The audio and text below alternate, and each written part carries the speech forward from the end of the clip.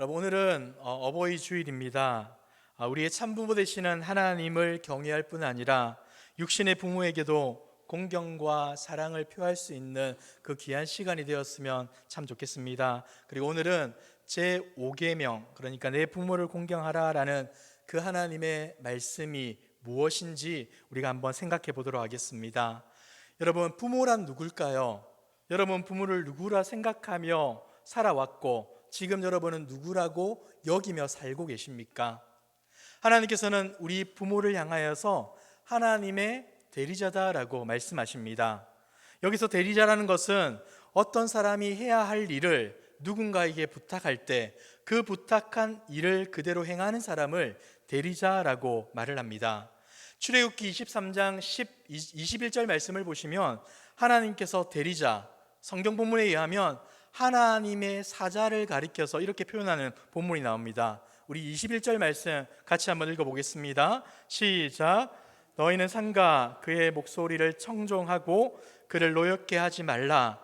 그가 너희의 허물을 용서하지 아니할 것은 내 이름이 그에게 있음이니라. 아멘.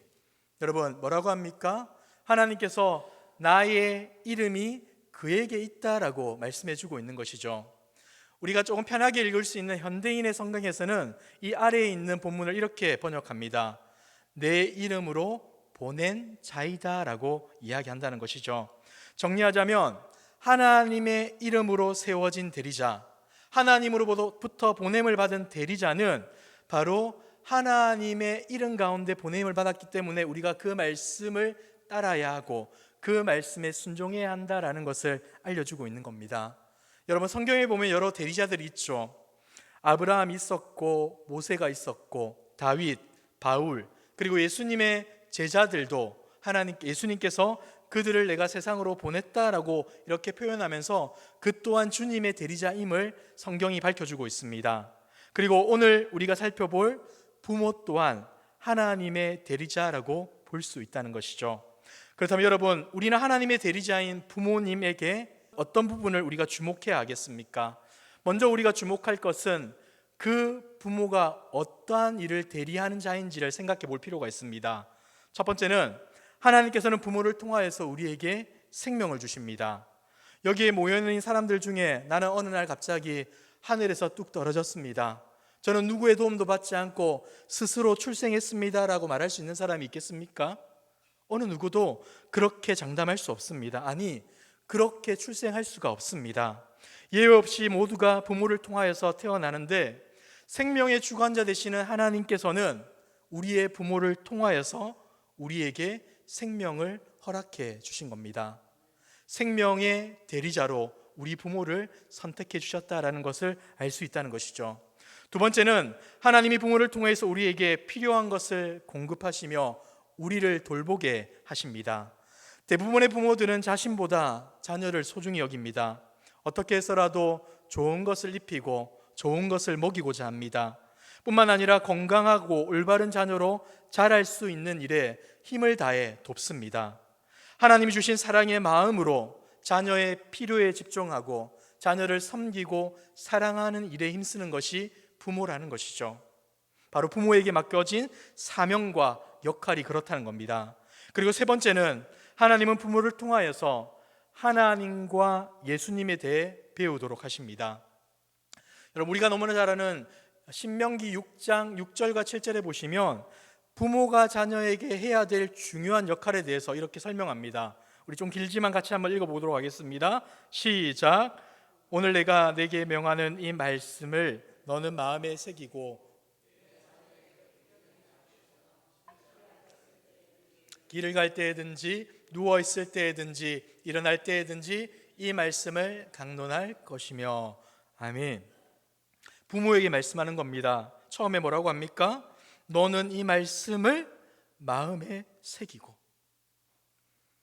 우리를 구원한 하나님, 우리를 창조하신 하나님, 지금도 우리를 지키시고 보호하시는 하나님, 유일하신 하나님, 그 하나님을 너희는 먼저 마음에 새겨야 한다. 그 마음에 새긴 하나님에 대해서 어떻게 하라는 겁니까? 보시면 집에 앉았을 때든지 길을 갈 때든지 누워있을 때든지 일어날 때든지 이 말씀을 부지런히 가르치고 강론하라라고 얘기합니다. 여러분, 여기 보면 이 네 가지의 사항에서만 가르치라는 게 아니겠죠.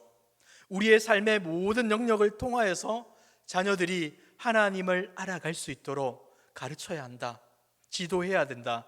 이것이 바로 하나님이 부모에게 맡기신 사명이다라고 말씀해 주고 있는 것입니다. 뿐만 아니라 부모는 이 부모의 예배하는 모습을 통하여서 하나님을 예배하는 것이 얼마나 소중하고 귀하고 복된지도 그것을 자녀들에게 가르치는 역할을 부모가 해야 하는 겁니다. 이 모든 것들이 우리 하나님께서 부모에게 맡기신 역할입니다. 때로는 부모가 보여주는 말과 행동이 부족해 보일 때가 있지 않습니까? 우리 부모는 다른 사람 부모보다는 좀 모자란 것 같습니다. 그래서 그 부모로부터 배울 만한 것이 없습니다라고 생각할 수도 있겠지만, 그런 모습을 통해서도 우리 하나님은 하나님의 마음과 생각을 알아갈 수 있도록 도와주십니다. 그 모든 것들을 알게 하시는 분은 그 부모가 아니라 그 부모를 통하여서 역사하시는 하나님이시기 때문이죠.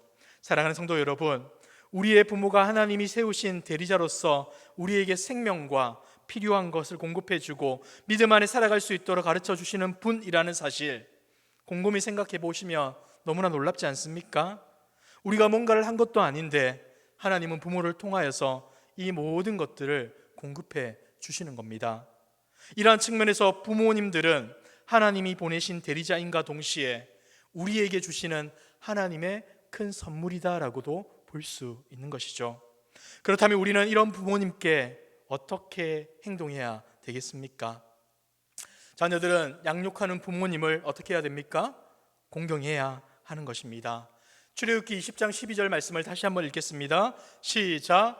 내 부모를 공경하라. 그리하면 내 하나님 여호와가 내게 준 땅에서 내 생명이 길리라. 여기서 공경이라는 히브리 단어는 카베드라는 단어를 사용합니다. 이 뜻은 무겁다, 중하다인데 특이한 점이 있다면 이 공경이라는 단어가 사용되는 대상은 주로 하나님입니다. 예외가 있다면 오늘 본문처럼 부모님에게도 사용한다는 것이죠. 대부분의 경우 하나님에 대해 사용하지만 예외가 바로 부모님이라는 겁니다. 다시 말해서 하나님을 경외하는 것처럼 부모 역시도 경외해야 된다라고 하나님이 말씀하고 있다는 것이죠. 그리고 이 본문에서 독특한 점이 있다면 내 부모를 공경하라라고 할 때 공경하십시오라는 청령이 아닙니다. 부탁하는 말이 아닙니다. 너희는 부모를 공경해야 한다. 명령형입니다. 반드시 지켜야 하는 계명임을 우리에게 알려주고 있다는 것이죠. 그래서 우리는 내 부모를 공경하라는 이 말씀을 결코 가볍게 받아들여서는 안 됩니다. 우리는 하나님께서 말씀하신 이 말씀을 귀담아 듣고 그 말씀에 따라 살아가야 하는 것이 맞는 것이죠. 자, 그렇다면 어떻게 부모를 공경할 수 있겠습니까? 어떻게 하는 것이 부모를 공경하는 자세겠습니까? 공경한다는 단어에는 총 3가지의 의미가 있는데, 첫 번째는 경외하다, 두 번째는 순종하다, 세 번째는 감사하다입니다. 그러니까 부모님을 공경한다는 것은 부모님을 있는 그대로 경외하며 말씀에 순종하며 베풀어 주신 것에 감사함으로 살아가는 것이다 라는 뜻을 담고 있다는 것이죠. 우리가 이 3가지를 하나하나 살펴볼 텐데, 자, 첫 번째는 자녀는 부모를 진심으로 경외해야 합니다. 우리는 하나님을 경외하라는 말씀을 참 많이 듣습니다. 여러분, 경외의 뜻이 무엇일까요? 경외 많이 들어보셨죠? 이 경외는 두려운 마음으로 존경하다라는 뜻을 가지고 있습니다. 여기서 두려운 마음이라는 것은 무서워하는 두려움이 절대 아닙니다. 너무나 좋은데 함부로 할 수 없는 그 두려움이 있지 않습니까? 너무 좋기 때문에 그 대상에 대해서 함부로 할 수 없는 마음, 너무나 귀하고 소중한 분이기 때문에 함부로 할 수 없는 마음, 이게 바로 경외심이라는 것이죠. 그래서 우리는 하나님을 경외하는 명령을 너무나 자연스럽게 받아들일 수 있습니다. 영광스러운 하나님, 우리가 감히 다가갈 수 없는 그 하나님을 경외하는 것은 인간의 입장, 피조물의 입장에서는 너무나 당연한 것이죠. 그런데 레위기 19장 3절 말씀해 보시면 이러한 말씀이 나옵니다. 같이 한 번 더 읽어보겠습니다. 시작. 너희 각 사람은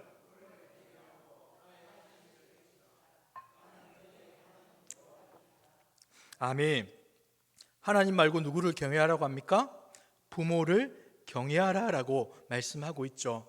왜 경외하라는 겁니까?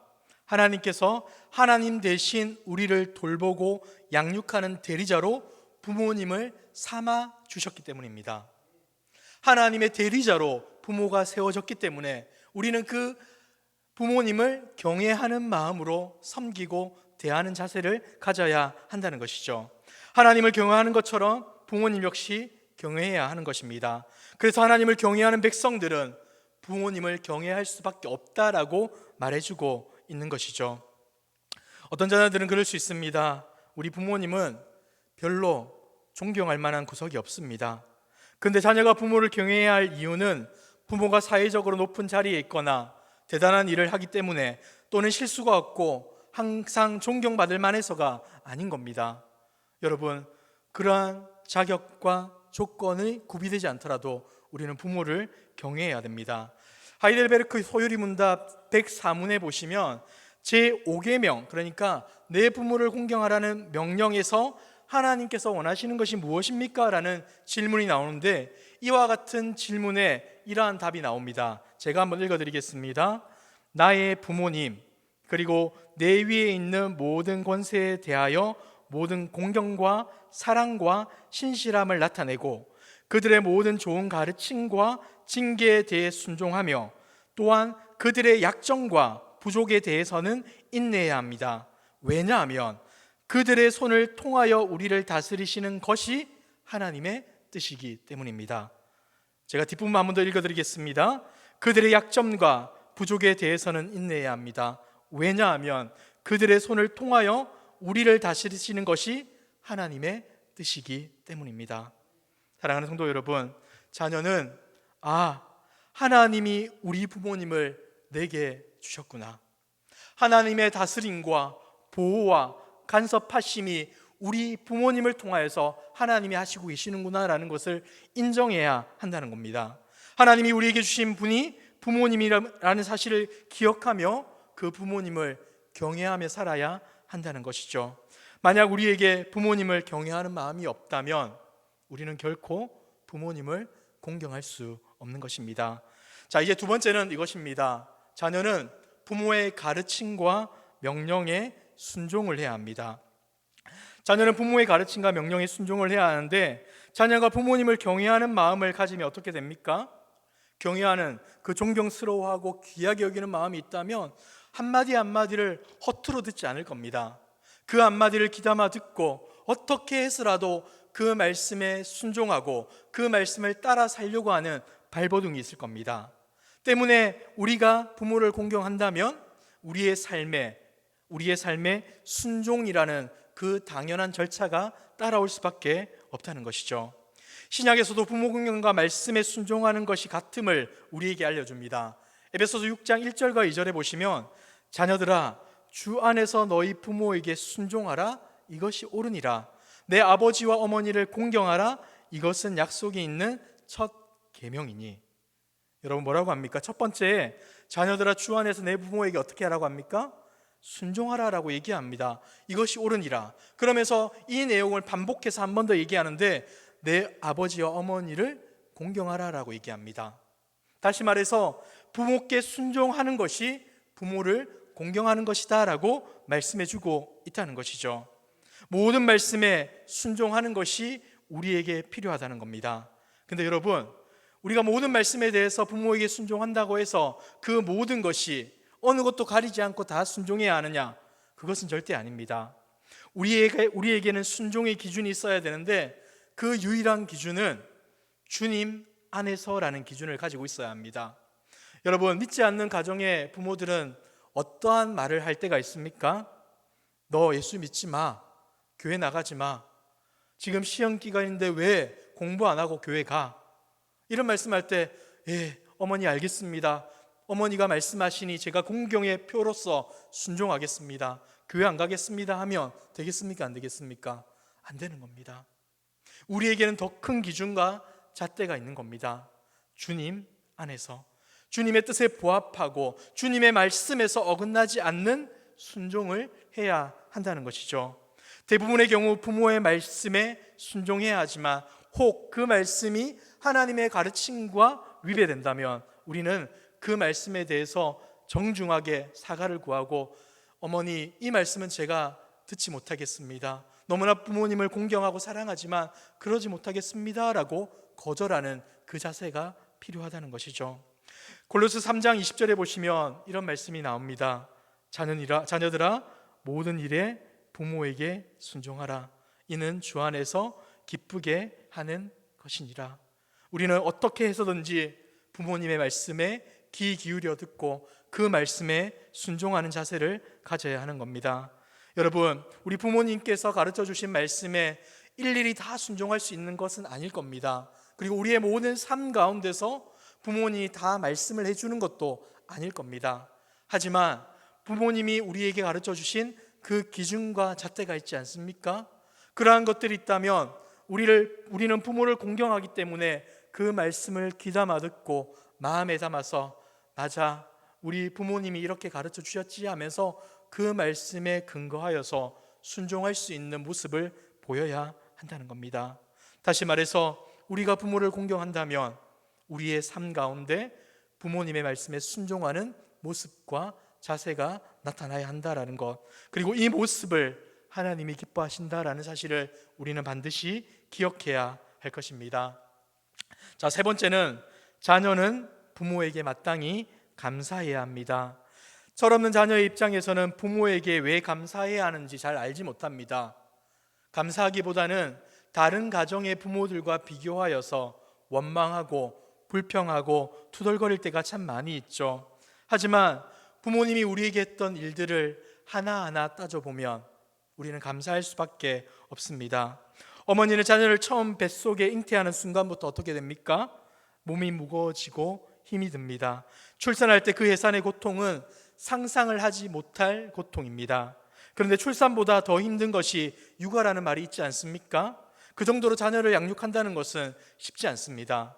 부모님 자신들의 인생이 있는데도 자녀가 생기면 자녀를 위해 자신의 인생 설계를 변경합니다. 오직 자녀를 위해 희생하고 그 자녀를 귀하게 세우기 위하여 노력하는 것이 부모의 모습이라는 것이죠. 자녀가 장성해도 부모의 눈에는 똑같이 어린 자녀로 보입니다. 그래서 평생토록 자녀를 위해 헌신하며 살아가는 것이 바로 부모입니다. 이런 부모의 모습을 조금이라도 생각한다면, 떠올린다면 자녀는 반드시 부모를 공경해야 되고 그 부모의 섬김과 헌신에 감사하는 마음을 표현해야 하는 것입니다. 하나님께서는 부모들에게 큰 사랑을 주셔서 자녀들을 헌신적으로 사랑하게 하셨습니다. 우리 자녀들은 부모님들의 그 사랑을 당연하게 생각할 것이 아니라 은혜로 받고 늘 감사해야 합니다. 부모님들이 나이가 많아져서 육체적으로 연약해질 때도 자녀들은 부모들이 베풀어 주신 사랑을 생각하며 감사해야 되고 우리가 대신 그들의 필요를 위해 반응하는 모습이 있어야 하는 것이죠. 내 부모를 공경하라는 하나님의 말씀을 무겁게 받고 부모를 공경함으로 우리 모두가 하나님을 기쁘시게 하는 그 삶을 살아가는 은혜가 있기를 주님의 이름으로 축복합니다. 우리 세 번째로, 부모는 자녀의 참 주인이시오 참 부모이신 하나님의 뜻을 따라 양육해야 한다는 것을 기억해 주시길 바랍니다. 앞서서는 우리가 자녀들이 부모에게 어떻게 해야 되는가에 대해서 살펴보았다면 이제 부모인 우리가 자녀에게 어떻게 해야 되겠습니까? 가장 중요한 것은 하나님의 뜻을 따라서 양육해야 한다는 것이죠. 하나님께서 장수의 약속을 하시면서 내 부모를 공경하라고 하신 것은 부모님은 하나님을 대신하여 우리 자녀에게 생명을 주시고 몸에 필요한 것, 우리 영혼에 필요한 것을 주시며 양육해 주시는 분이기 때문이다라고 말씀했습니다. 그래서 자녀들은 생명을 주시고 양육해 주신 부모님을 하나님 대하듯이 존경하고 그 가르침과 명령에 순종하고 감사해야 하는 것입니다. 그렇다면 부모된 자들 역시 자녀들을 내 자식 내가 알아서 한다는 식으로 양육할 것이 아니라 우리 자녀의 참 주인이시고 참 부모이신 하나님의 뜻을 따라 하나님의 마음으로 우리에게 맡겨주신 자녀를 양육하겠습니다라는 그 마음의 자세가 있어야 할 것입니다. 에베소서 6장 4절에 보시면 이런 말씀이 있습니다. 또 아비들아 너희 자녀를 노엽게 하지 말고 아이들의 마음이 혼란스러워지고 부정적인 스트레스를 받지 않도록 소중히 대하되 부모의 잘못된 기준, 부모의 기본에 따라서가 아니라 오직 주의 교훈과 훈계로 양육하라라고 말씀하십니다. 그래서 어떨 때는 진실로 자녀를 사랑하기에 그의 잘못을 고쳐주기 위해 매를 덜 때가 있지 않습니까? 잠언 13장 24절에 보시면 이런 말씀이 있습니다. 매를 아끼는 자는 그의 자식을 미워함이라 자식을 사랑하는 자는 근실히 징계하느니라. 벌을 내릴 때가 있다는 겁니다. 하지만 벌을 내릴 때에는 정말 조심해야 하는데 화풀이가 아니라 자녀를 사랑하기에 하나님의 마음을 품고 엄중한 자세를 취해서 징계를 해야 합니다. 정말 사랑해서 징계한다면 매를 맞는 아이가 아파서 울면서도 부모를 사랑하고 공경하고 고마워할 수 있도록, 그리고 징계가 끝나면 충분히 안아주고 사랑할 마음의 준비를 하며 훈계를 해야 하는 것입니다. 뿐만 아니라 이 가르침과 훈육의 권위는 부모에게서 나오는 것이 아니라 하나님에게서 나왔음을 자녀들이 느낄 수 있도록 해주어야 합니다. 우리 엄마 아빠는 정말 하나님을 두려워하면서 동시에 사랑하시는 분이야. 엄마 아빠가 그냥 화가 내는 것이 아니라 하나님의 마음으로 나를 훈육하시는 거야 라는 것을 느낄 수 있도록 징계해야 한다는 것이죠. 하나님은 우리 자녀도 복되게 하시며 부모도 복되게 하시며 그 가정이 하나님이 함께 하시는 기쁨과 복을 누리게 할 것입니다. 비록 징계의 자리일지라도 하나님은 그 자리를 통하여서 이 놀라운 복들을 우리에게 부어주신다는 것이죠. 그러므로 자녀들은 하나님의 권위 아래에 있는 부모님께 순종해야 하고 부모는 하나님의 권위 아래에서 자녀들을 양육해야 하는 것입니다. 사랑하는 성도 여러분, 말씀을 한번 맺어볼까 합니다. 내 부모를 공경하라는 말씀을 지켜 행한 최고의 모델은 누구겠습니까? 바로 우리 예수님이십니다. 예수님은 육신의 부모에게 존경과 사랑을 보여주었을 뿐만 아니라 하나님 아버지에게 철저히 순종하셨습니다. 말 한마디도 스스로 하지 않고 아버지의 뜻에 순종하셨습니다. 하나님이신 그분이 사람의 모양으로, 종의 모양으로 이 땅에 오신 것이 바로 순종입니다. 빌립보서 2장 8절과 9절입니다. 우리 같이 한번 읽어볼까요? 시작. 사람의 모양으로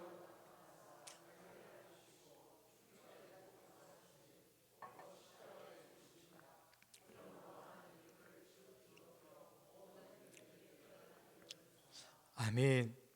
죽기까지 복종하신 예수님을 하나님께서 가장 높은 곳에 이르게 하셨다라고 말씀합니다. 섬김과 순종의 본을 보이신 주님을 따라 하나님께 순종합시다. 뿐만 아니라 그 하나님께 순종할 뿐만 아니라 우리에게 허락하신 부모님께 사랑과 경외의 마음을 담아서 부모님의 말씀에 순종하고 부모님의 우리에게 베풀어 주신 그 헌신과 섬김에 감사함으로 반응하며 살아갈 수 있는 저와 여러분들의 모습이 되기를 주님의 이름으로 축복합니다.